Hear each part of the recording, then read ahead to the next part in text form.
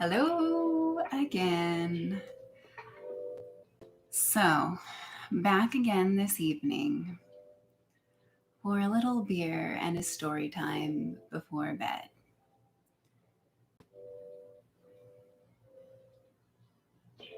I wanted to catch up and tell you a little bit about what's been going in my life lately. It's been a bit of a rough one the past week or so, and it's been a very interesting series of events, you could say, that have me wondering if maybe I saw this thing before it even started showing up, if it even, before it even happened. So that's what I'm about. And I know I may already sound a bit drunk, but I have yet to have a drink.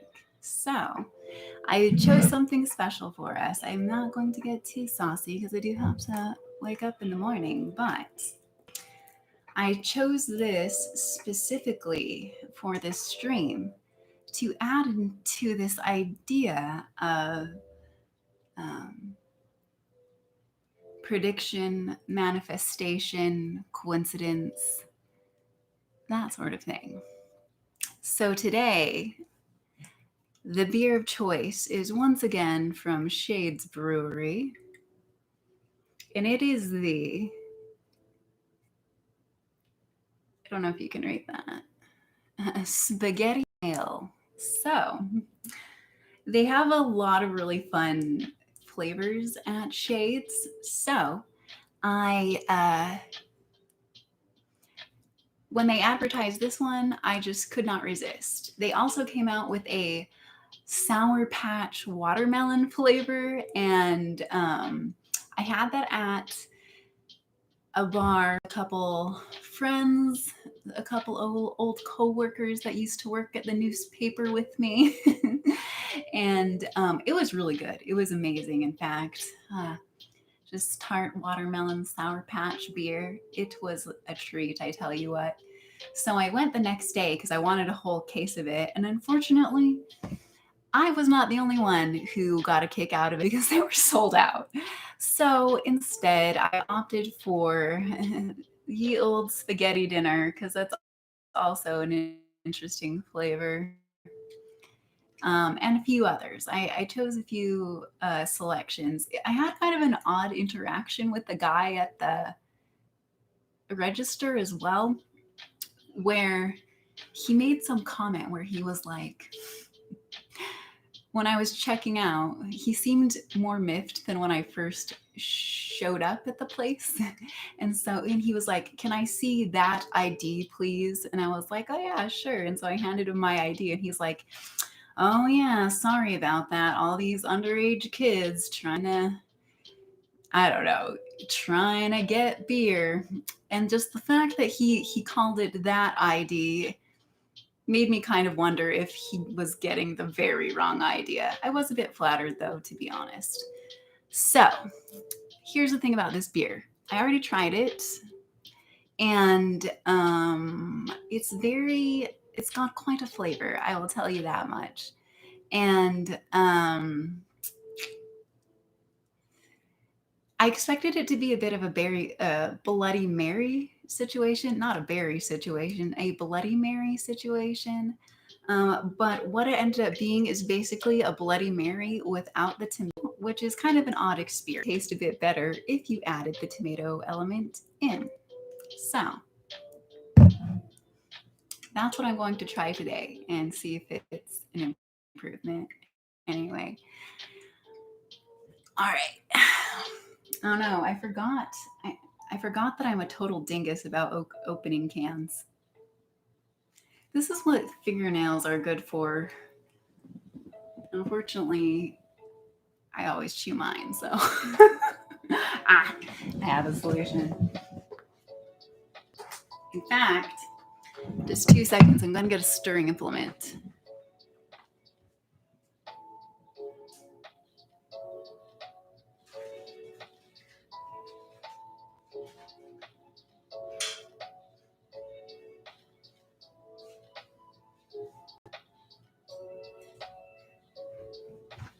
Okay. I am going with a knife. So let's do it.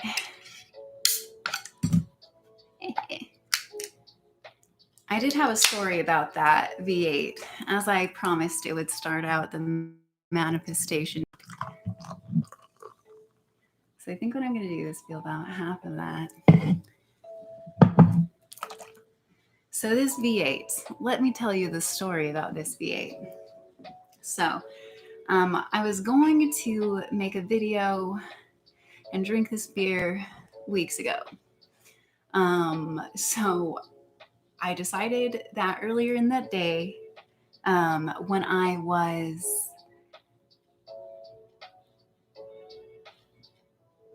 thinking about it, I thought to myself, well, I'll just go down to the gas station because I didn't want to drive. I was just going to do it that night, but I was really tired and I didn't want to drive to the store. So I was like, tell you what, I'll just walk to the gas station. It's a few blocks away. And I'm sure they have V8 there. I'm sure they do. So I get there to the gas station and I'm like going back where I know that I've seen it before. And there's just like emptiness, no V8, so to speak, you know, no V8 to speak of, rather. And so I continue searching. I say to myself, there must be something somewhere. I swear I've seen it here. So I'm looking and I'm looking, and I see the spot where it is supposed to be, and it is unfortunately empty. I think to myself, well, that was a total waste of time because this was the whole reason I went there. But I didn't quite give up. I was like, maybe what I'll do, I said, maybe I'll ask them at the register and just see if they have any idea if there's an extra V8 in the back or something. Who knows? And so I kind of heave a sigh and I just release that and I start walking up to the front. And as I'm walking up, I look down and there in the refrigerated sandwich area is a wayward, just one V8, not in the right place. Somebody clearly picked that up and then decided they didn't want it anymore as they were approaching the register. And voila, there it was, exactly what I was looking for.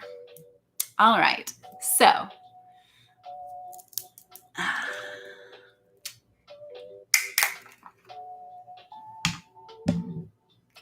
there is a formula, they say, after all. They say the formula is ask, release, receive, is kind of what they say. And at least this time, it seems to have worked out for me.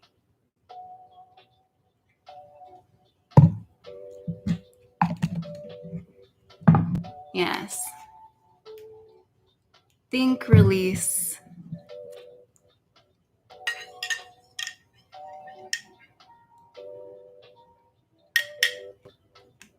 As they say, the formula they say. Think, release. And maybe it comes your way. I don't know. It worked out for me this time anyway. So,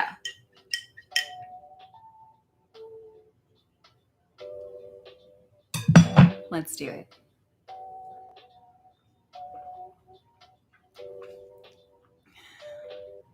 All right. I'm going to say I was right. The tomato juice adds the missing tomato element that I was looking for.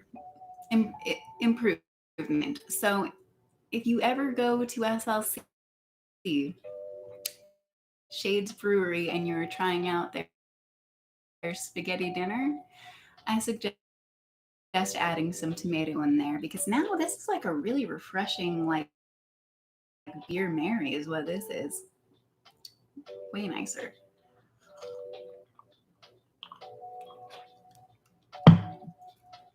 All right, intro.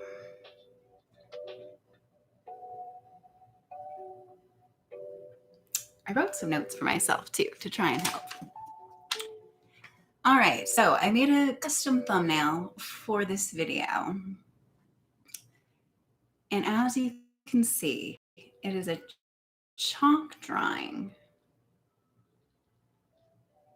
of a home. So the other day, I wanted to talk about this because it was a very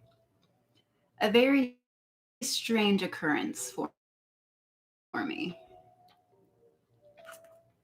Let me just pull up the image on my phone just in case you don't know what I'm talking about right now, just in case. Here it is. I changed the colors up a little bit for the thumbnail, but all right. So I was walking the other day when there on the ground, this chalk drawing. As you can see, it is a home that seems to be saying boo, like a boom situation.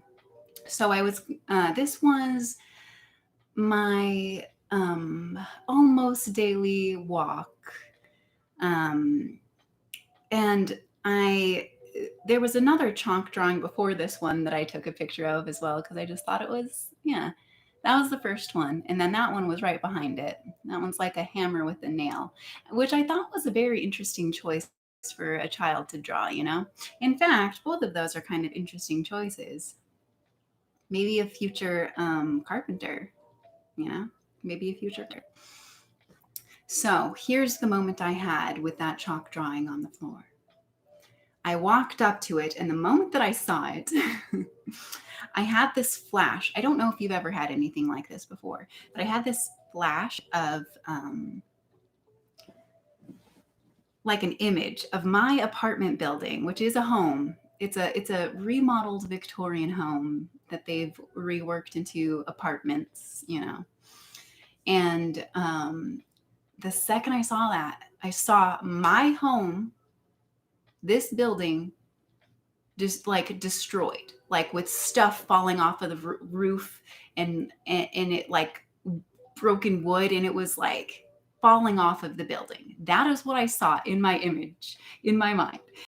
And me, being the ridiculous creature I am, I almost didn't take a picture of that one because I was like, oh no, I play such silly games with myself. I was like, oh no, I don't want that to happen to my house. What if I've just seen some horrible future? So I played this game with myself just to calm my anxiety. I said to myself, okay, self, here's the game we're going to play. If you take a photo of that chalk drawing, then it won't have to happen in real life. So let's play that. So I took a photo of it, and I was just like, this is not going to happen. But I was just kind of like, that image popped into my mind though. Like the second I saw it, and this isn't the first time that's happened to me in my life. I'm just saying, I'll bring that up later. And it was just such a clear image of the building being destroyed. And I was like, okay, that was weird. But whatever, you know, I didn't think about it. I just kind of, I don't know, put it away. Didn't think of it for another 2 days. Or a few days, I suppose. So I may have talked to you a little bit about this last stream, but Thursday evening, it was. Yeah, Thursday evening, all of a sudden, I hear what sounds like construction noises going on above my head in back, like by my bathroom. And I was like, what the heck is going on? And so out of the blue, my landlord doesn't warn us or anything. Turns out he didn't even warn the neighbors, which is kind of sad because the workers ended up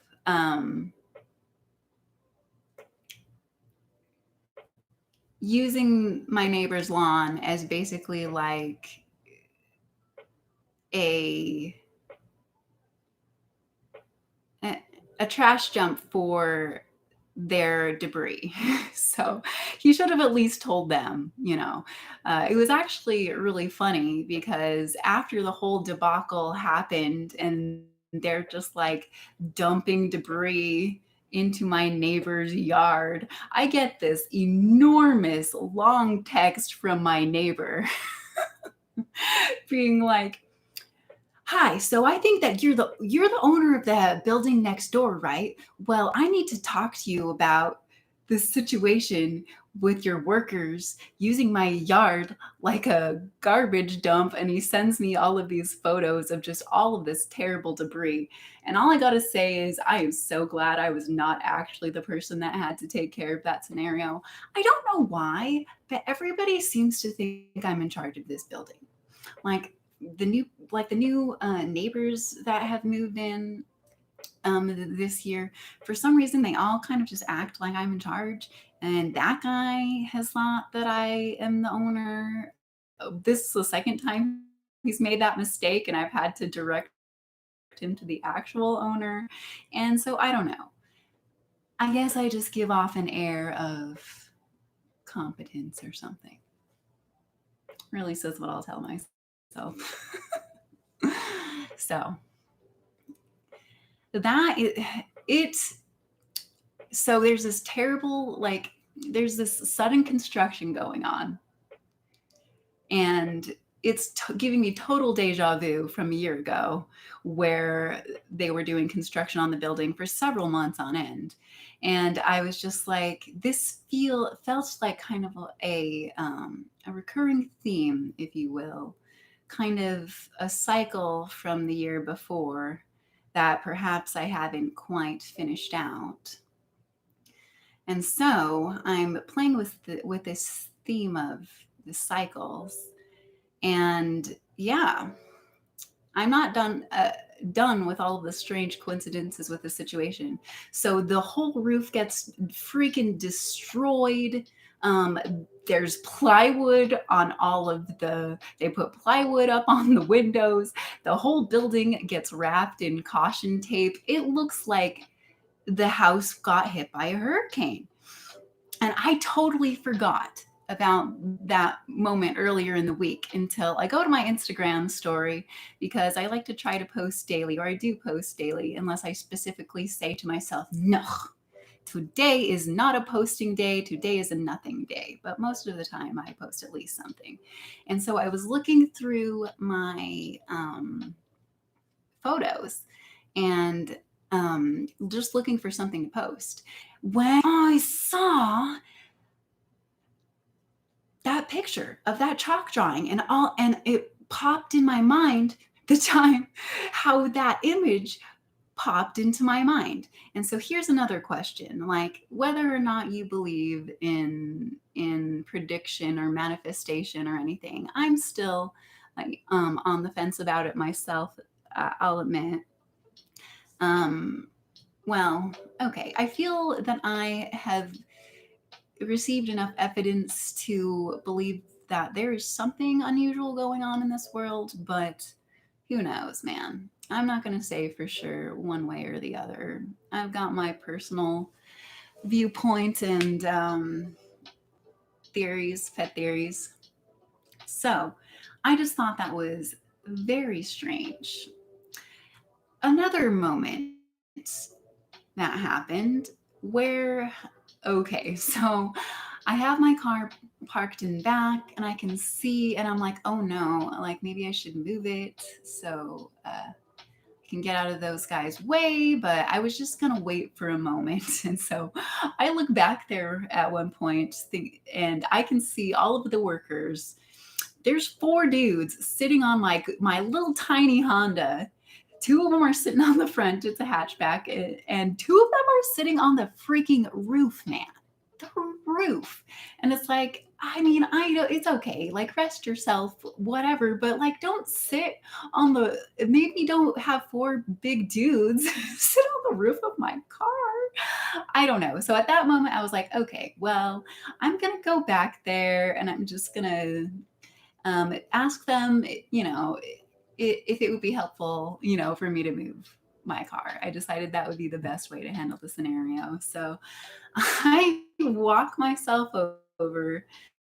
They have all jumped off of the car at this point, and I'm like, "Oh, hi guys, how's it going? Sorry, if I would have known you were gonna be here, I would have moved my car. Would it be helpful to you if I moved that? Is it in the way? I'm so sorry." And even though my real motive was just that I wanted to save my car from any potential um, damage, which is ironic potential manifestation foreshadowing number 2. And they're like, oh, yeah. In fact, yeah, that would be super helpful. Yeah. They had kind of blocked off the driveway, but they moved the van, and I moved my car, and I'm like, woo, yeah, I was really glad about the way that I handled that.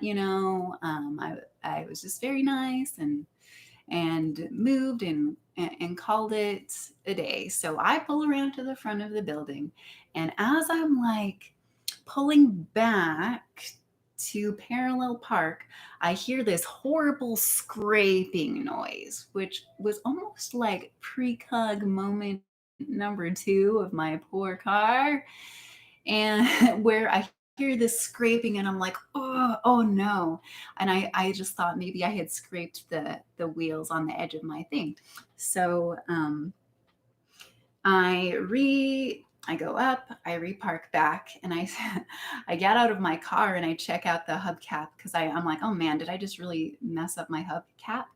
But oddly enough, turned out what was making the scraping noise was actually there was this enormous lock in the gutter, and I had just run over the lock. So the scraping noise was actually not my car, it was actually the lock.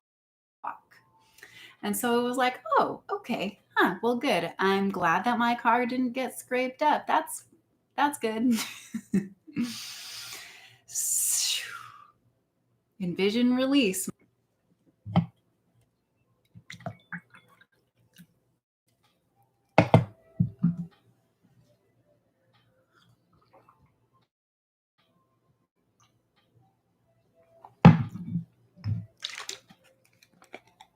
All right.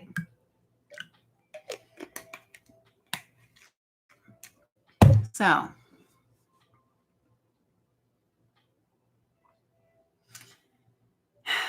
later in the day, I go back to visit my car.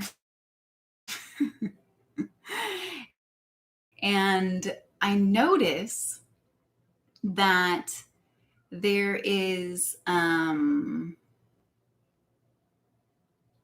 so I get into the car. I go to start it, and I notice that the steering wheel is simply locked.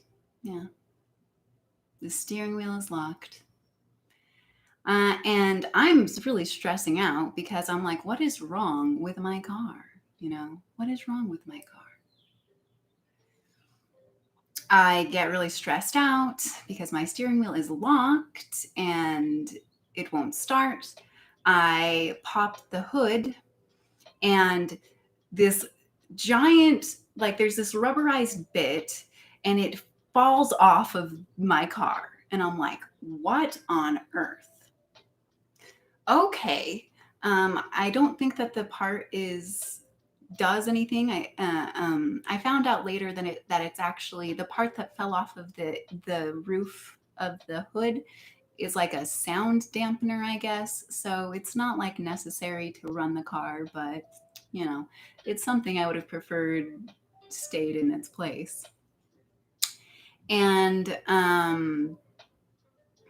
And so at that point, I'm kind of stressed out. And I go up to the workers and I ask them, and I'm like, did you guys, I'm like, hey, there's something going on with my car. I had seen them sitting on my car and stuff earlier. And I was just like, is there something, did you guys see anything happen to my car? The steering wheel is locked up and my some stuff just fell out, and I hold up the bit and this fell out. And I was like, did you see anything happen? And at this moment, my suspicion started to be raised because they were all acting very sketchy. They were like, oh, no, nope, we didn't see anything happen to your car. One dude looked particularly guilty and would not look me in the eye, but everybody just assured me that nope, they didn't see anything happen to my car, nothing at all. Interestingly enough, I later, or actually before this has happened, I had actually seen my what looked like my landlord's car like hovering outside of my car, looking at my car. He's got a few cars, so I don't know for sure if it was him, but I saw that and I was like, this is very strange. Very strange. And so, anyways, I Google, my car and what, the door lock scenario. And according to my Google search, it was an anti-theft mechanism, or that's one of the reasons why my wheel would lock. So in my mind, I'm like, oh, okay, well, one of them or somebody must have been trying to get into my car at some point. So I'm just kind of like, I think that I figured out the mystery. And I was so disturbed by my wheel being locked and everything that I didn't even notice until the next day. I go around to the front of my car. And I noticed that there's this well, it's not enormous, that's the thing, but there is definitely a scrape on the front that I did not see before because I was so disturbed by stuff falling out of my hood, and my door being locked, and then Googling it and have it being told that it was an anti-theft mechanism. And anyways, I unlocked my wheel. The car started back up, which was a relief. But once I noticed this scrape, I'm like, oh, it's all coming together. That is why my car was locked up and the thing fell out of the hood. Somebody hit my car, which caused it. I can tell that whoever hit it had white paint. And I didn't want to jump to any conclusions necessarily because there are a few other white cars around in the vicinity, including like a white truck that my neighbor drives. So I was like, tell you what, I'm not going to jump to any conclusions. I'm going to check all the cars over the next few days and just see what shakes out. So, Monday rolls around. I guess I was yesterday morning, and they show up at like 7:30, and they start working on the exact portion of the roof right above my freaking head. And I was so bugged. I was so mad about that because I was so tired, and I thought I would have at least, another hour before I had to deal with the constant construction while I'm also trying to get my work done and deal with this whole stress scenario with my car. But I decide that I'm going to take the opportunity. I can see the vans out there, and I'm just like, I'm just going to go and I'm going to check the van really quick and just see what happens. So I go over to their van, and I'm just like looking at their van, and aha, I see exactly what I'm looking for. There on the bumper, a blue scrape of an acid blue green, which is the very distinct shade that my car is. There is a little patch of vibrant blue paint on their dang bumper. And I'm like, I freaking knew it, man. Those freaking assholes. I knew it. So I take a picture and I hear the guys on the roof. They're like, hey, hey, hey. And I'm like, oh, I'm sorry. Somebody hit my car the other day. So I'm just checking a few things. And they all kind of like clam up at that moment. And they're just like, oh, okay. And so they see me taking a photo. And so I take a photo of the vibrant blue paint. I take a photo of the scrape on my car. And like, I am certain that I have my answer. Like, I know that that's what happened. I just know. The only thing I don't know is whether I can do anything about it. Because the thing is, I love my car. And the paint, the beautiful paint job is one of the main reasons I even wanted that one, because every other car I've ever had in the past has just been a cheap, ugly car that I just bought, just because I needed to get around. I never have had a car before this one that was actually my choice, something that I chose for myself because I liked it, because it made me happy. So it was really a punch to the gut, and it's not super noticeable, but it is one of those things that it's just like, it hurts my soul because I moved my car. I did the right thing. I moved my car. I was trying to be helpful. And yet, the exact destruction I was trying to avoid happened, you know?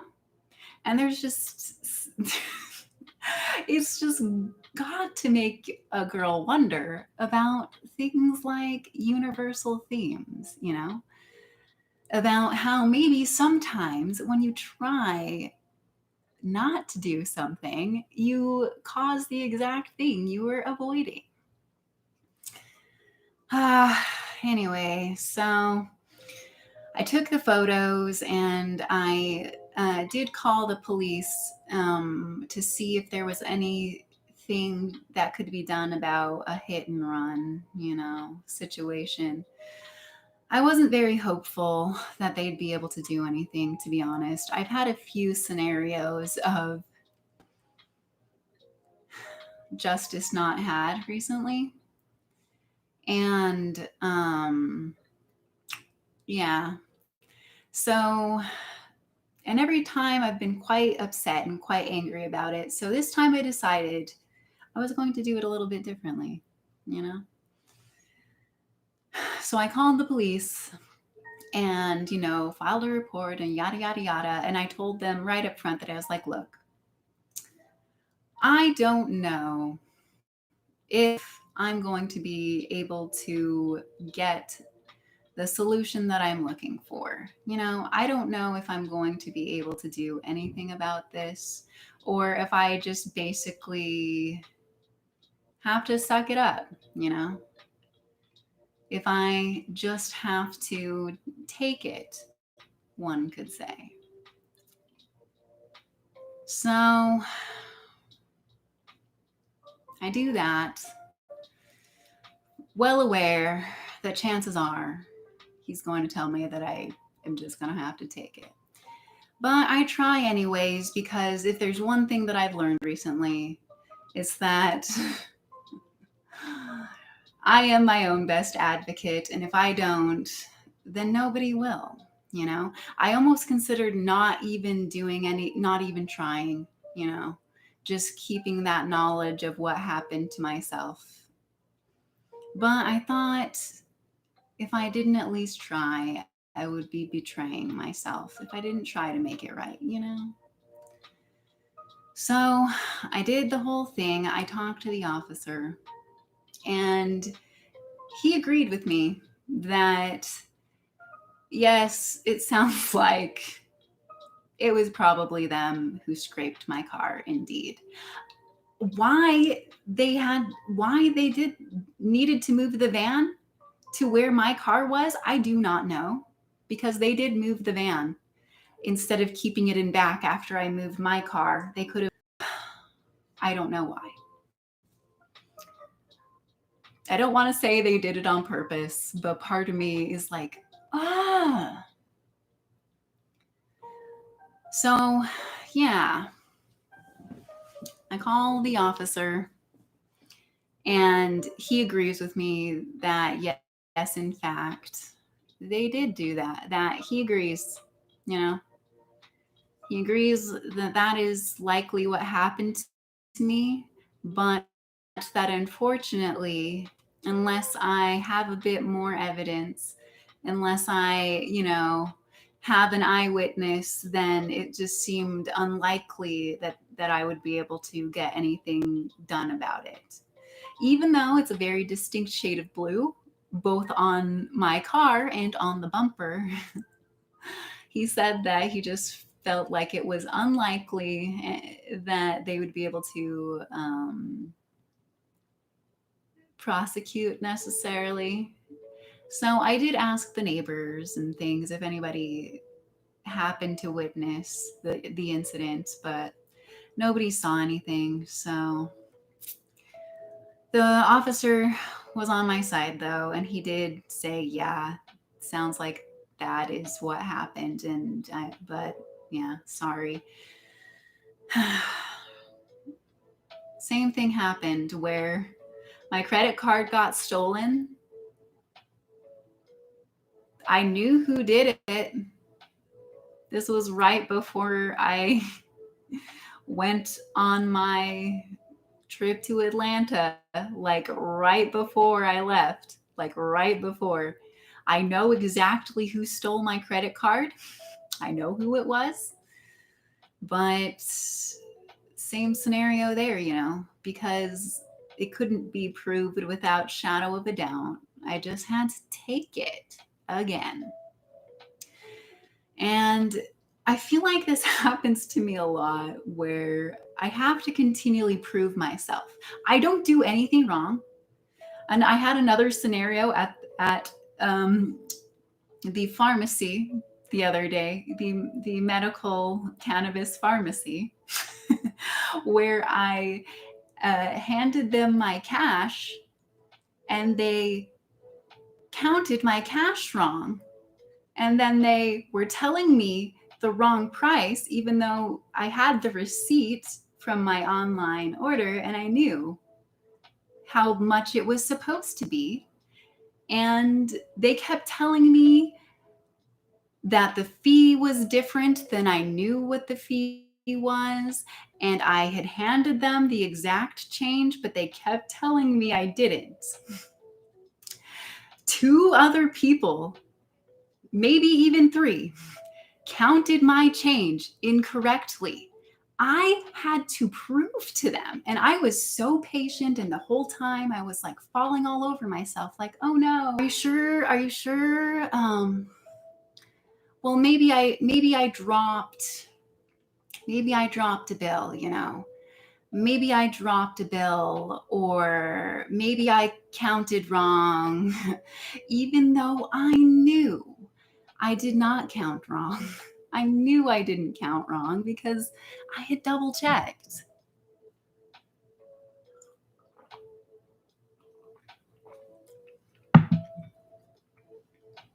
Because I am so neurotic that I always double and triple check.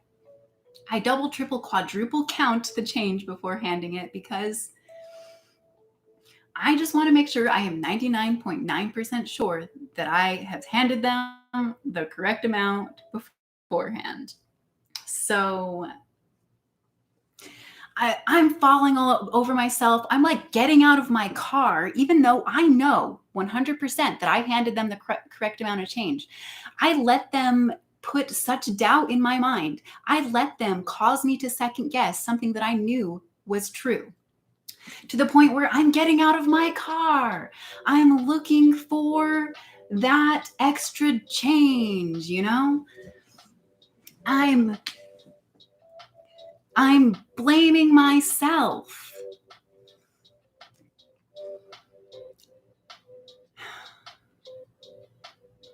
I'm blaming myself. So a few other people count the change. And I say to them, are you sure? Are you sure? You know, and the girl is acting like I'm some charity case, like I'm just trying to get extra money out of them. She's treating me like I'm trying to trick them. And I'm like, no, I'm not trying to trick you. I gave you the right money. And she's like, oh, well, since you're a little short, you know, I got you, girl. And I'm like, no, you don't. You don't have to. I got you. I got the right money. And so she's so certain that she's like, well, okay, you know, at this point I'm feeling like crap. And she's like, well, here's the stack. She's so sure that she's right, that she's like, here's the stack that you gave me. So I take it back and I, out loud, I hold the stack up. I check really quick and I'm like, that's the right change. I hold up each bill to prove to her. I shouldn't have to prove this to her. Somebody in that store should have counted the change right. And I count the bills out one by one by one by one by one until I am at the exact right amount. And I'm like, she looked at me as if I had just done a magic trick. And all I did was count out change, which is exactly what she should have done. Anyway, I feel like this sort of thing just happens to me so much where I am correct and then I have to prove that I am when it should be apparent, when it should be obvious. Anyway, at that point, she did finally admit she was wrong. She didn't apologize. She didn't say the words, but she just made the excuse that it's busy. And to which I responded, "It's okay. Don't even worry about it." That's the thing. I was so nice. I mean, I was a little bit frustrated, but I said, "Hey, don't worry about it. It's okay. I get being busy.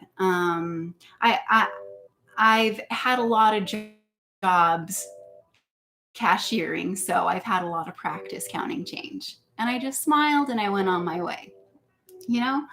And I'm like, why is this that I am so nice to these people and then they fuck me over, man? Why? Is this recurring theme, you know?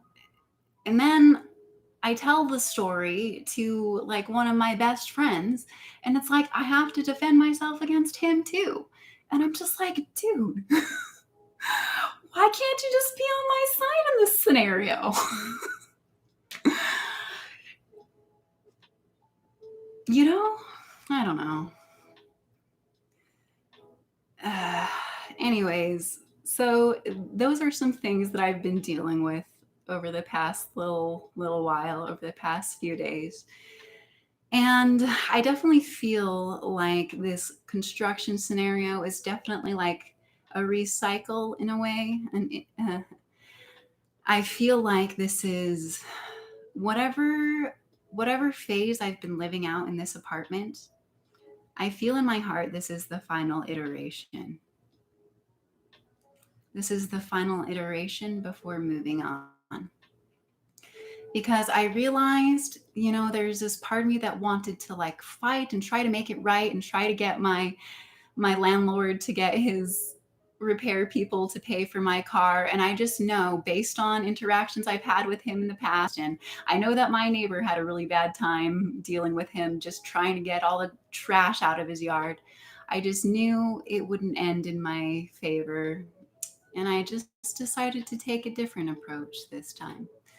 Maybe this time, maybe sometimes the best decision, instead of fighting, is simply to just move on, to take yourself out of the bad place.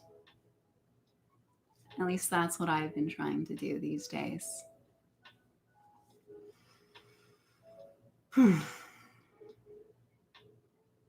So, did I manifest the roof exploding? Was it predictive? Was it all a coincidence? Because that's something I always wonder about people when they talk about manifestation. I'm always like, well, did you create it or did you predict it? Or is it some sort of feedback loop in between? Or is it nothing at all? Is that all just a silly human dream?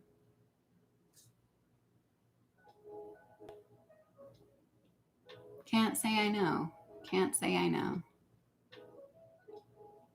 But I like to play with those ideas though.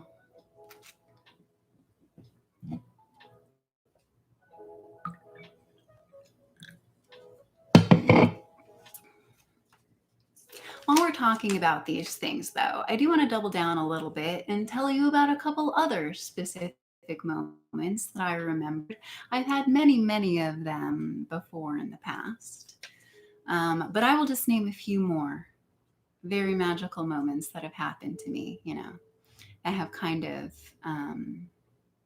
made me wonder, that have made me wonder. And this is just a handful of moments that I thought of right before this stream. All right, when I very first moved to this city several years ago, I bright-eyed and bushy-tailed. I get a job as a marketing slash production person at a startup 3D printing company. My boss is not paying me. It is not the scenario I thought it was. I'm very stressed out, but I have fallen for my boss's dreams of grandeur that soon he'll be able to pay us 1,000,000 times over, So I'm just allowing myself to not be paid, but I don't have any food and I don't have any money and I'm hungry and I am not sure what I'm going to do about that. But I'm this young, plucky, fresh out of school character wanting to believe in ideas, magical ideas like this. And so I walk myself home because I don't have a car at the time and I just walk myself across the city. That's how I get around. And I say to myself, it's okay. I'll find a way to get some money for groceries. Literally, on the walk home, I am crossing the street. I find $60 just in the middle of the road. So I buy some groceries and I go home. And I think, well, I trusted the universe would provide. And I guess in this scenario, at least it did. Maybe that was just a very good timing, but that is a very, very good timing indeed, isn't it? Another moment kind of similar to that moment where I saw that chalk drawing and that flash of this building with like all of the wood and the roof falling off of it. I had another moment where I was thinking about I needed a car and I was thinking about what car should I get? What car should I get? This weird image of a car with a blue roof and a white body pops into my mind. And I'm like, that's really weird and specific. Okay, whatever. Let's see. I don't know if it was the next day or the day after, but right immediately after that, my mom actually calls me and says that she knows that was looking for a cheap car. And she says, hey, my friend just put their car up for sale. Do you think you're interested? She sends me the ad and it is a crappy, like little old school Toyota with a white body and a light blue roof. The exact colors that it wasn't the same car that I saw, but it was the same colors. And I was like, that's really weird, you know? But it's like, but like it was the same thing where it was just like this flash of an image. So what does that mean? You know, does that mean I saw the thing beforehand? Does that mean that I created the thing? I mean, it was already there, it already existed. Did I just see it, or was it nothing? Was it none of the sort? I don't know. But there's another example of that thing I told you about earlier where the image pops into the brain and then all of a sudden there it is. I don't know. Even moving into this very apartment was an odd series of events because I had written a list, because they always tell you to do that. You know, the manifestation gurus always tell you to do that. So I had written a list. I kept it reasonable, you know, because you know, just got to keep it reasonable within your own personal expectations of what you believe you can receive, as they would say, as part of it. So that's what I had done. And I wrote a list of things that I wanted. I wanted it to be a studio apartment, preferably in a cute house, like a Victorian house or something, like a reworked house. I didn't want it to be one of those ugly, you know, skyrise apartment buildings. I didn't want it to be that. I wanted a balcony. I wanted utilities included, or at least most of them included. And yeah, and I wanted a balcony. The balcony, however, was something that I wasn't necessary. You know what I'm saying? So I had written the list, and I'm looking for apartments in my city, and I find a listing. And it's almost everything exactly what I wanted, you know, a studio apartment in a reworked, funky house, in a cool part of the city. Hi, by the way, Rain, in a good part of the city. Um, and yeah, utilities included. The only thing that was really missing was, it was in my price range as well. I had a price range. The only thing that was missing was the balcony. So but I'm like, whatever. That was kind of the optional, you know, just dreaming, you know, detail. Um, so I contact the agency, hoping that I can go for a tour of the place and maybe, you know, maybe check it out, maybe live there. And they get back to me and they're like, oh, sorry, actually, that one's already been taken. But we just have a few more listings on our website. So go check that out. Maybe we have something else that you might like. So I'm like, okay, you know, I figure. I was kind of bummed because I really liked that apartment and it was pretty cute. So I was kind of bummed. It was in the basement of a place though. So I was a little bummed, but I was like, okay, well, I'll go to their website. And so I went to their website, and lo and behold, the exact apartment I was looking for, balcony and all. It's like the second I see it, this spark lights up in my heart, and I'm just like, I immediately knew that was the one. Immediately. I don't know if you've ever experienced that before, but it's like, I just knew. I was like, yes, that's it. That's exactly what I asked for. So the next day, I I make a trip. I take the train down to the city, and I walk myself across town to the agency place, to get like the information so I can visit and give them my ID and what yada yada, all that stuff they needed. And so from there, I then walk over to my future apartment building, and I check out the building. I walked quite a couple miles that day, And I walk to the building and I just immediately know that this is the place, you know. I told the people that I definitely wanted to move in, and this is how my whole life in the city began. Yeah. Another more pleasant scenario of potential manifestation. Yeah. Whew. Anyways, that was all of the outline that I had outlined for you all. I just wanted to talk about all the frustration I've been through lately and all the weird coincidences or synchronicities.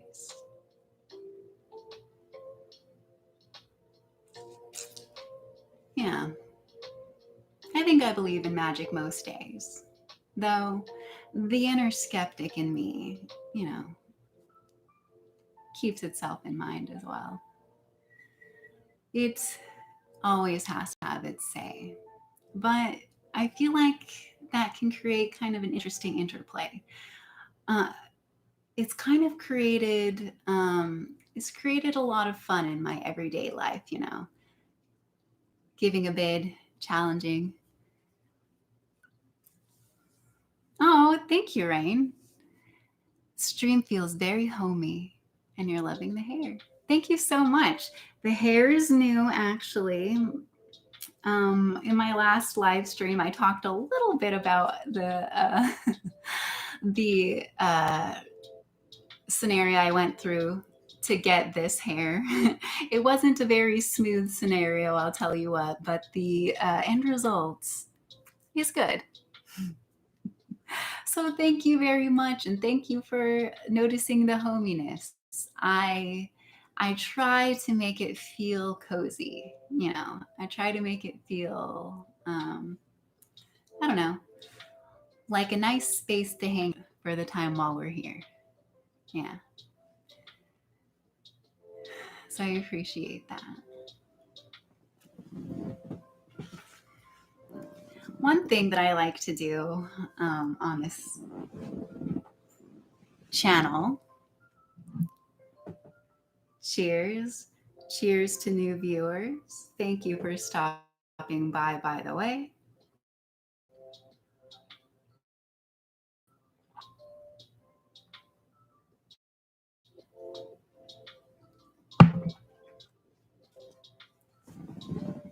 I like to read in my journal. So I don't know if you know about bullet journaling, but something that I talk a lot about here is the old bullet journal, you know?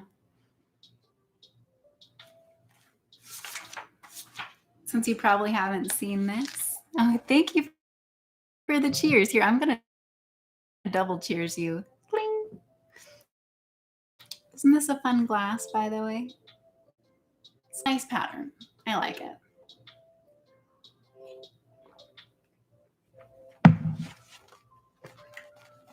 So here's my July bullet journal. If you know anything about bullet journaling, I did kind of a strawberry watermelon fruit themed July, and I kind of tied my hair to match. In my life is I like to live my life in themes. So I like to I like to take a day or a week or a month or a year, create a theme, and go from there. And theme, this month's theme is softer edges and fruit.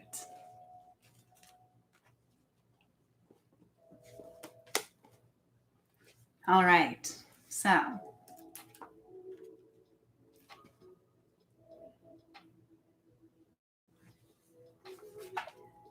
before it gets too late,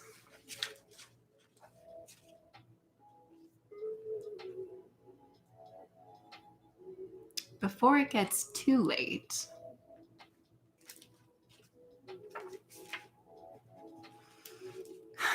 I'll finish this stream with this diary entry from July 17th.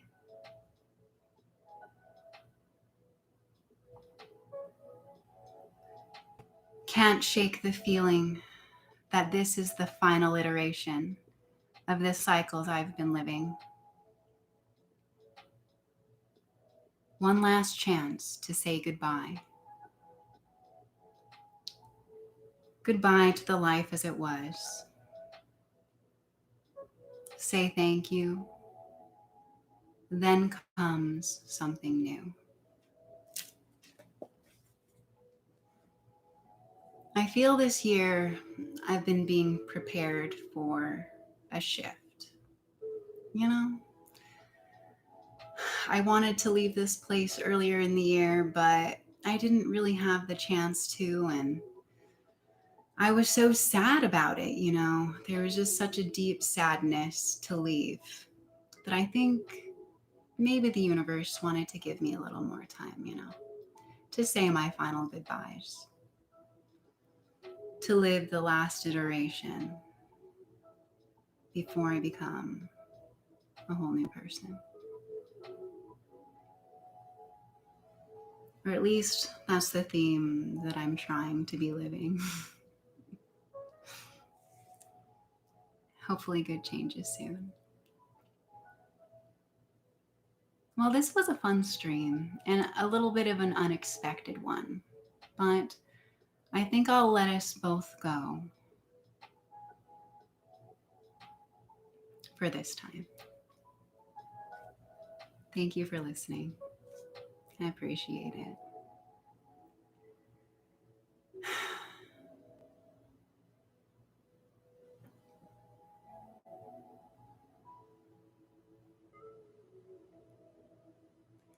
That's a very cute journal, and that's very introspective.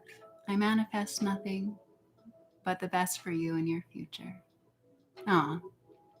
Well, thank you very much for your kind words, Rain. And I don't know, maybe you've got a little more magic in you than you give yourself credit for. Thank you for stopping by. I like to do these live streams periodically. I've got another one coming up soon that I've been planning for some time, where I'm going to talk about my trip to Atlanta recently. Okay. So I don't know, maybe I'll see you then. Till next time, have a good night, my friend. To this final iteration of this life as it is. Thank you very much for being here, my friend.